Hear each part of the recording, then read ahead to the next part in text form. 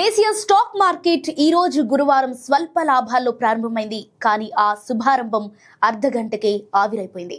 దీంతో సూచీలన్నీ ఎరుపెక్కాయి. పెట్టుబడిదారులు ఉసూరుమన్నారు. ఇంట్రాడేలో అయినా పరిస్థితి మారుతుందేమోనని ఎదురు చూస్తున్నారు. కానీ దీనికి సంబంధించిన మరిన్ని వివరాలు ఈ వీడియోలో చూద్దాం. సెన్సెక్స్ 65 పాయింట్లకు పైగా పెరిగి 84,456.80 వద్ద ఓపెన్ అయింది. నిఫ్టీ నామమాత్రంగా 13 పాయింట్ల చిల్లర మాత్రమే ప్లస్ అయి 25,771.40తో లాంచ్ అయింది.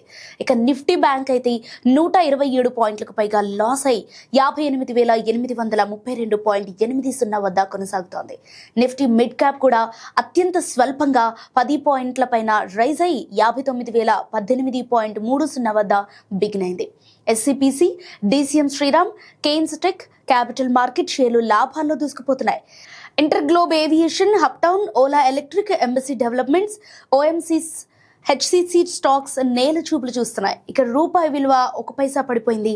నిన్న బుధవారం 89.97 వద్ద క్లోజ్ అవగా ప్రజెంట్ 89.98 వద్ద ఉంది.